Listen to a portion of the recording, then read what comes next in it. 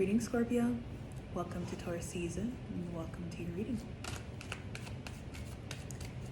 The sun has entered your 7th house of partnership and relationships for the next month from April 19th to May 20th. So you feel respected again, valued.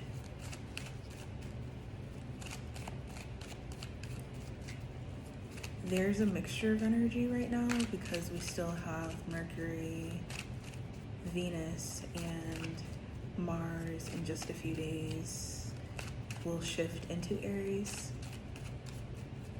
So there's this heavy energy of the critic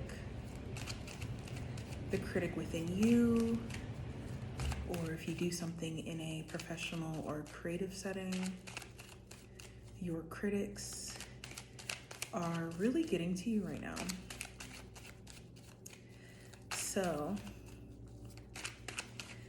there's this need for perfection in your execution, every detail right, to have every detail right. But I think it's less about having every detail right and more about feeling good enough within yourself that anyone who comes to you with some critique, some issue, that they already know that you've won. Whatever minor issue they are finding in what you've created and what you've accomplished or what you plan to accomplish. The Queen of Wands, 6 of Wands, and the 10 of Cups. And I mean, these are incredible things, whether this is relationship, love, family-wise, or professionally, your lifestyle. Whatever it is that you've been working to create, these people that want to poke holes in what you've got going on, it's to test you. It's to figure out if you're actually as confident in yourself about what you have going on as they can sense you want to be. So your experience is mirroring back to you how you feel about yourself and your work and your love life and your life as a whole. The world is mirroring back to you. If you see yourself as someone who's building something super valuable that takes time and consistency and dedication and a lot of hard work, and you see yourself as that person who is one of the best at remaining in that place, extremely patient while everyone else is rushing towards something that is fleeting, you are able to build things that are valuable and lasting. And even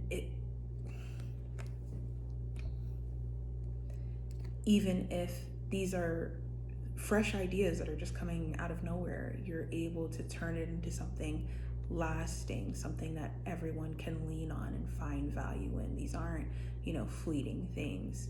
So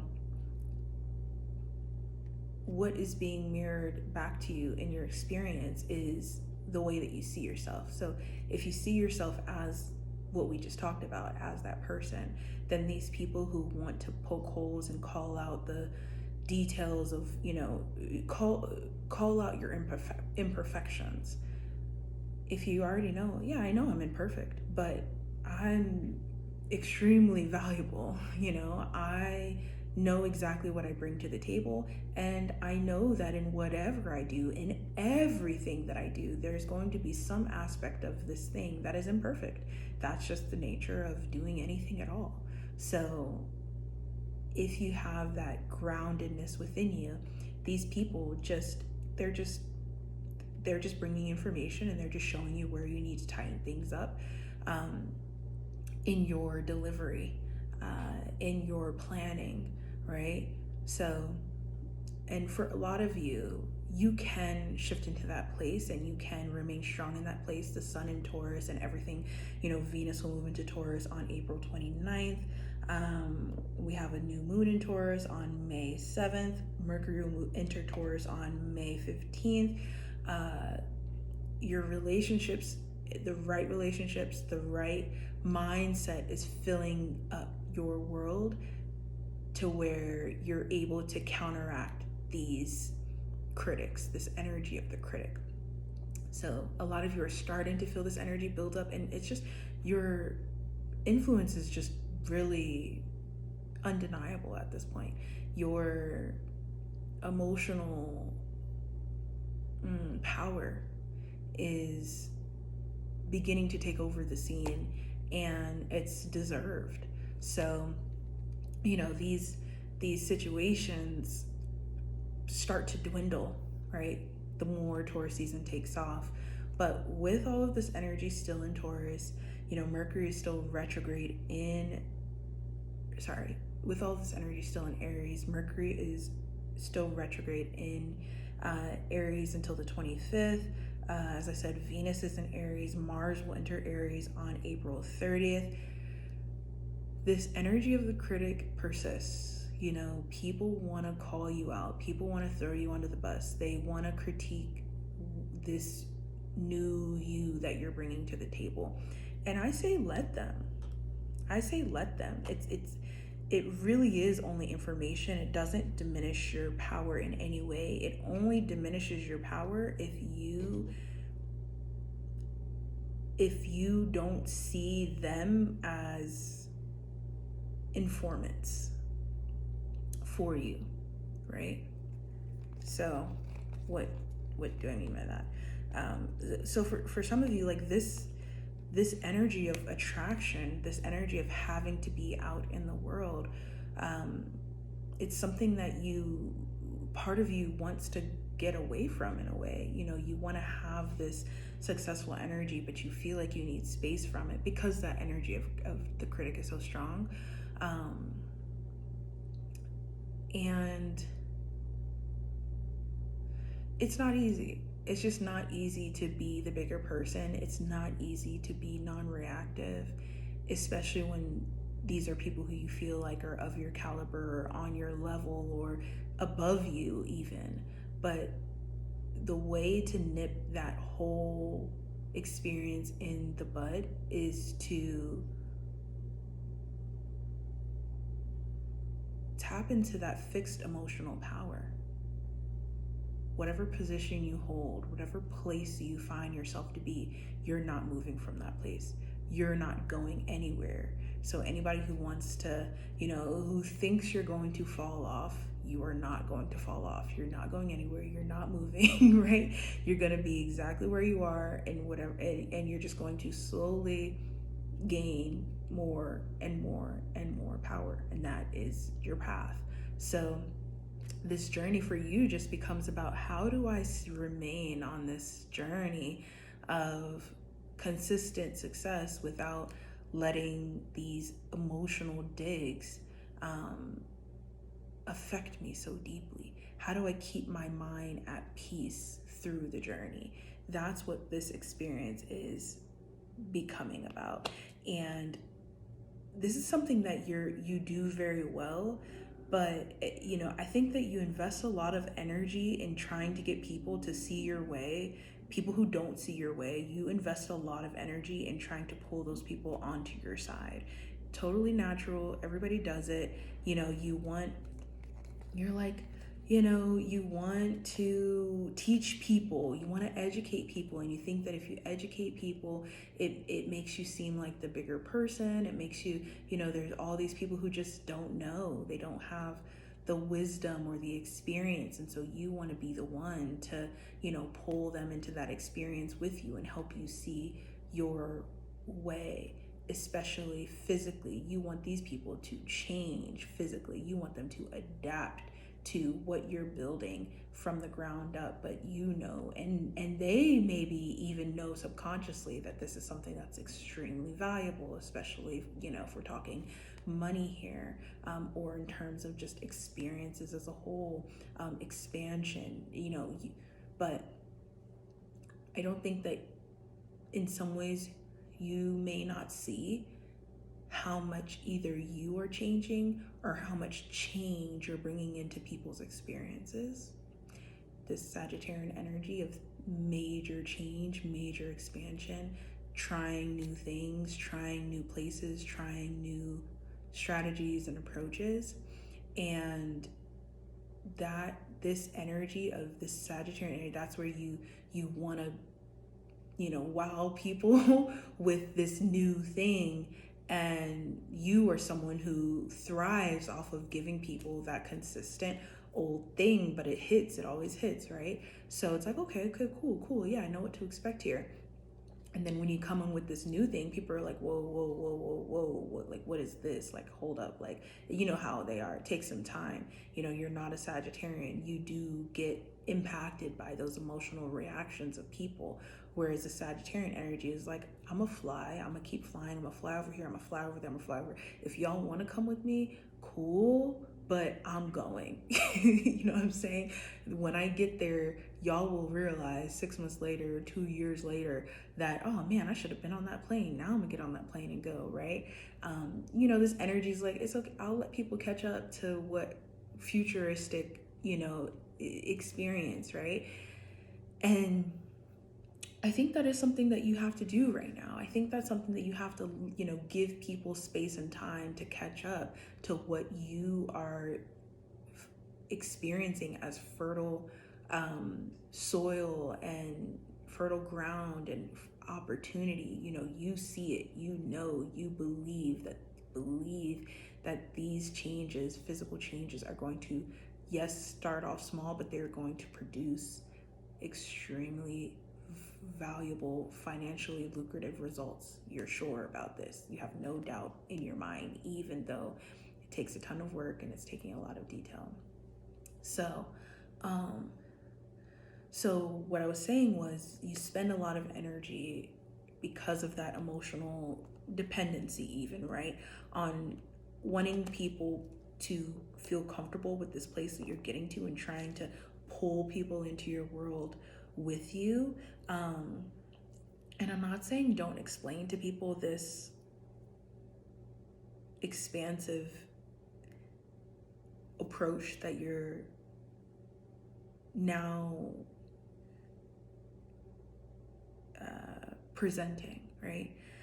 I'm not saying don't explain it to them, because that there's financial opportunity in that, of course, but I think that it's so easy to get caught up in the audience that's throwing tomatoes and not realize that there's a whole new audience in this new place that are like your audience, your target audience, you understand? And so that energy that you're spending on these people who are tomato throwers, haters, and just behind the curve, right? You're spending that energy on them versus this new place that you want to go, and the people who are ready for you in this new place. Like, there are people ready for you. They're ready for this vibe. And of course, we love to see the war. Of course, we love to see the war within you, that inner conflict within you. That's a part of the show. We love seeing that inner conflict within you. We love seeing that conflict between you and someone else, between you and a group of people. Like, we live for that shit. That's a Scorpio energy of revenge and, Mars and Pluto ruled, death, fight to the death type energy. Like, it's with a tinge of, emotional, what's the word? Pettiness, we live for that.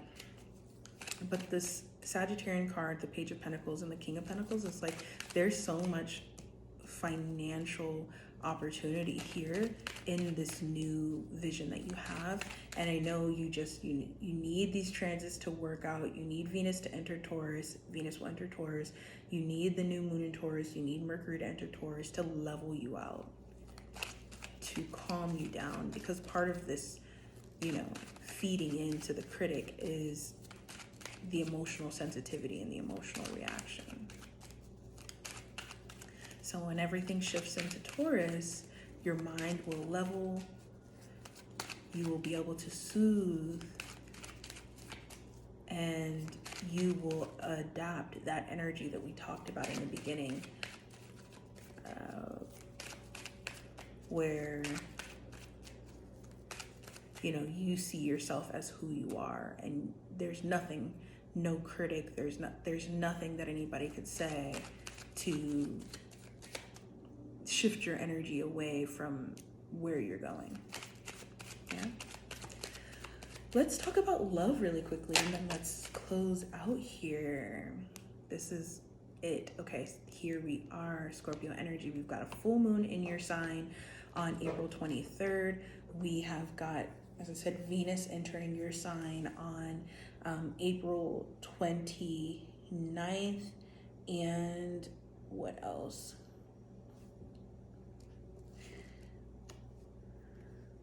And your planet going retrograde, Pluto, on May 2nd, which is a pretty big deal. So one thing that just kind of came to me, right? Like, I literally see Scorpios as like the baddies. Like, you guys are the energy of magnetism and sex and just that magnetic pull and attraction of anyone, male, female, even if you are male, female, you know what I mean? It's that like drag of energy towards you, right? And I was just thinking, I was like, I've been going to concerts and stuff like that, and I'm like, it's like you're shifting to a place where you want something quite serious. It's okay, Paisley. It's okay. I know. You want something serious here. You want something thoughtful and long-term here with the Hermit and the Lovers. You want something that you can hold on to forever and invest your emotional heart, emotional devotion to forever here. And so some of you are at that place, and it's amazing, and all it requires for you is to be who you are, be as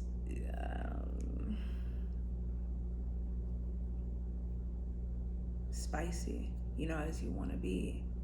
But remember that this is a product. This relationship, this whatever it is that you've built together in this relationship, it is a product, and it needs consistent examination and attention and work, right? So that's a part of, that's an energy that's a lot more humble and helpful. So if you can keep that in mind, these long-term commitments that you've now made, you've got the right mindset going in. You can have a great time, you can enjoy, you can indulge, you can have amazing experiences, but you need to also save money. You need to also make plans for whatever it is that you need or that they need. You need to be okay with having those moments where you acknowledge that you were wrong. You also need to have those adult conversation and moments when they were wrong, and make sure that as you reach these new levels together as a couple, you are stopping to examine, what's working and what's not working, and not just, in this thing, right? Just doing it year after year after year. Like, you want to have a better year every year that you're together. Your health even, what do you guys need to be doing in terms of your health to remain healthy for the long term here, so you can go through these transformative cycles together.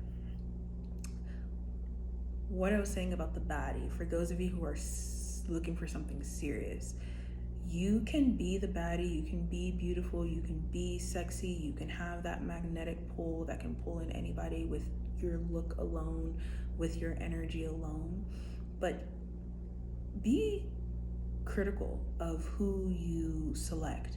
You can step out and attract any type of people with a lot of money, but people with a lot of money, people with a lot of status, people with a lot of power, right?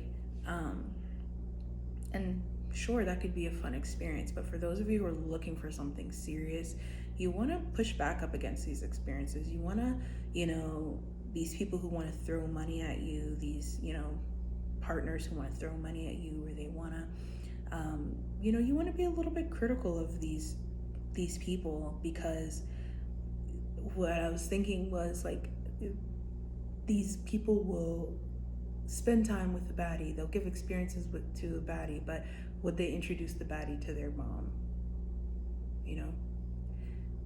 And so if you want something long term, you want to be that person that this person would introduce to their mom, which is a very different energy than just being the baddie, just being attractive, just having, physical experiences together. It's really going deep, and it doesn't need to be rushed. These are very slow things that can happen, but you're looking for someone who has that success, right? You want that successful person. You don't have to, lower your standards, but you also want someone who's intentional, humble, thoughtful with everything that they have, who's spiritual, not just someone who has earned a status. That won't last. You want someone who understands that you are not just here to reproduce, but you're here to heal each other, create things individually and together, and become better versions of yourselves by doing hard work on yourselves, not just spending things, right? I'm getting this heavy, like, buy me things. This is what I'm getting, buy me things. And that's what this love is based on. It looks good. And this Virgo energy is like, are we really being honest with ourselves about our own issues within our personalities and bad habits so that we can grow in this relationship?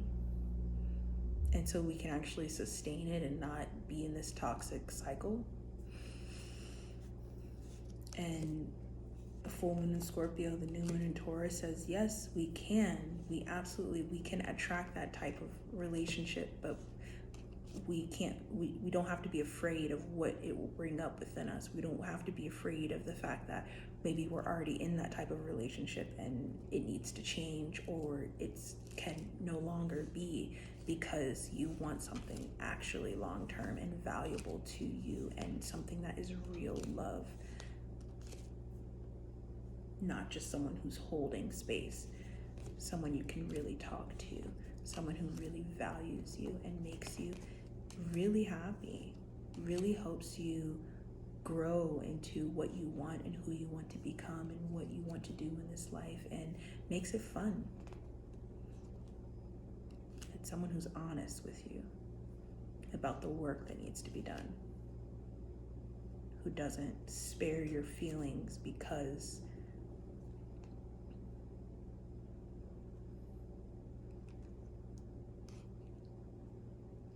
they know it's hard for you. They're here for the journey. They're not afraid of your insecurities and your weak spots. Yay! Very exciting. The new moon in Taurus, very exciting. Not easy, but real love. Real love. A lot of work to be done here, but under this new moon, you will balance out. New moon in Taurus on May 7th, you will balance out. You will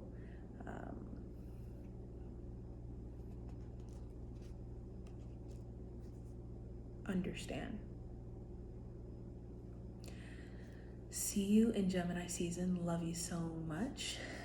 You can schedule your private and birth chart readings with me through the link in the description, and the Taurus season kickoff, the occasion, and Taurus season playlist bloom are available through the link in the description.